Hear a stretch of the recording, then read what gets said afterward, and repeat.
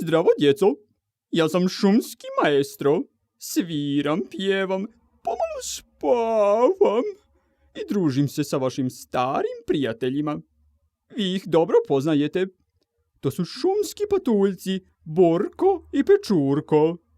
A danas želim da vam ispričam priču o tome kako su Borko i Pečurko učili o minama.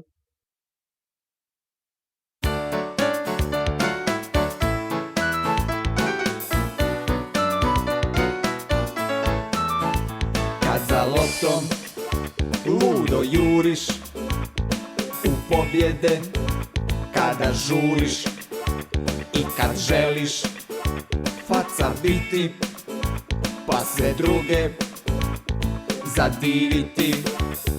Kad išaraš svoje lice poput strašnog poglavice, kad si željan da se boriš i ratnike svoje brojiš.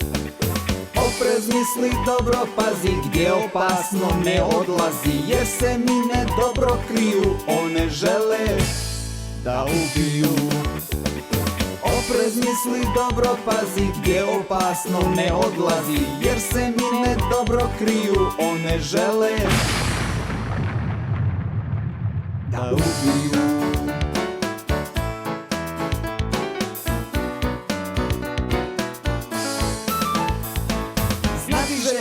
Kad te čupka i crv sumnje kad te kopka, kad se želiš uvjeriti, samo malo istražiti. Lopta je za igralište, indijanci za dvorište, crteži su za maštanje, a igračke za igranje.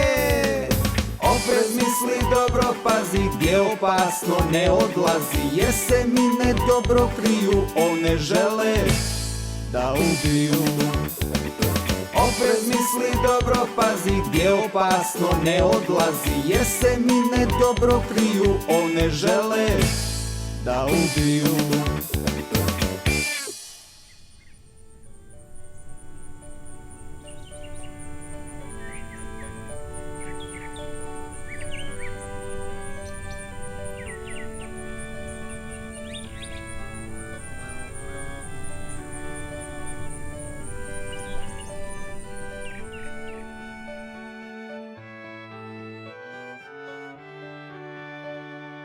Nastavnici, učitelji, nama puno znanja treba, podataka o minama, puno slika i poruka i o njima, udžbenika. A znaš li ti možda kada je napisana prva knjiga? Kada je napisana prva knjiga? Pa prva knjiga je napisana još prije nekoliko hiljada godina. Još prije nekoliko hiljada godina. Pa gdje je sada ta knjiga? Ta knjiga nije izgledala kao ta tvoja knjiga. Stari narodi su pisali na tablicama od gline. Na tablicama od gline? Pa čime su pisali na tim tablicama od gline? Pa nekom zaoštrenom alatkom. U stvari, urezivali su svoja slova dok je glina bila još vlažna. Gra, danas pričate o knjigama. Gra. Šta je sad? Zar to nije dobra priča? Iz knjiga možemo mnogo toga naučiti. Da. A da li u toj knjizi piše nešto o znacima za obilježavanje minskih polja? Pozvat ćemo mi šumara. Jeste. On bi mogao nešto znati o znacima za obilježavanje minskih polja. Pa pozovi im šumara. Šumara ću lako naći. On je tu negdje u blizini.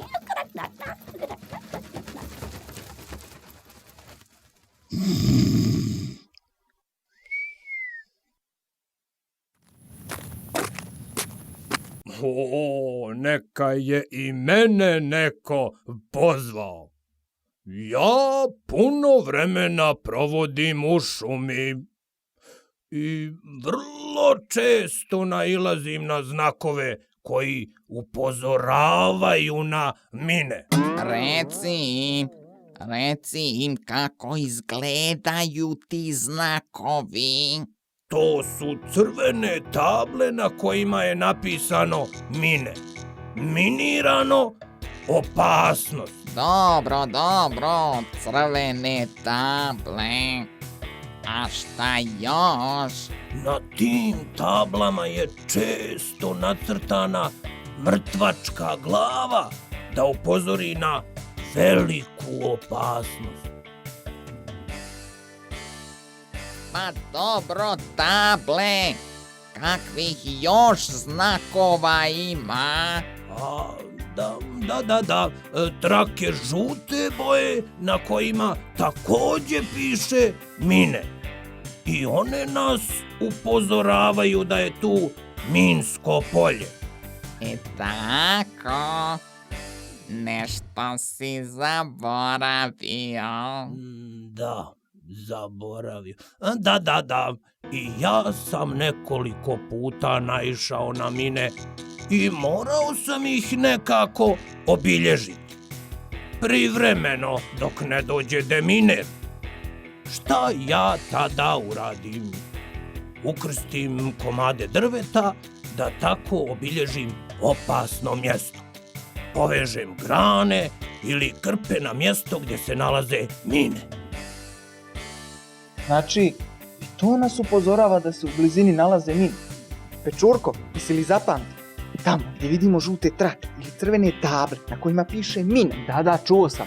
I ovo što je Čika Šuma rekao, ukršteni komadi drveta, privezane grane, povezana krpa, sve nas to upozorava da se u blizini nalaze mine. Znači, znamo kako se mine obilježavaju. Nećemo prilaziti tim znakovima. Igraćemo se na drugim mjestima. Tako je.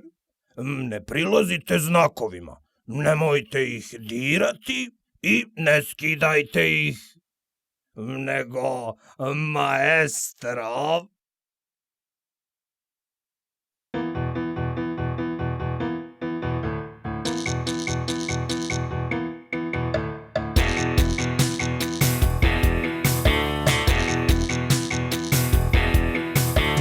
Dirajte žute trake i znakove, ne sklanjajte jer nam oni poručuju u blizini mine snuju. Ne dirajte žute trake i znakove, ne sklanjajte jer nam oni poručuju u blizini mine snuju. Vi šumari,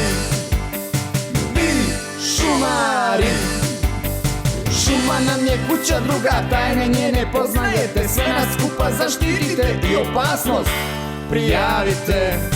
Šuma nam je kuća druga, tajne njene poznajete, sve nas skupa zaštitite i opasnost prijavite. Vi šumari.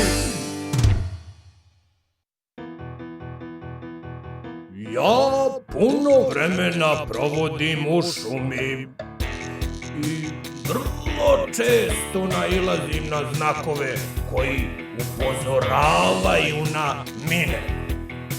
To su crvene table na kojima je napisano mine. Minirano, opasnost. Na tim tablama je često nacrtana mrtvačka glava. Trake žute boje na kojima takođe piše mine. Povežem grane ili krpem ili ukrstim komade drveta da tako obilježim opasno mjesto. Nećemo prilaziti tim znakovima. Igraćemo se na drugim mjestima.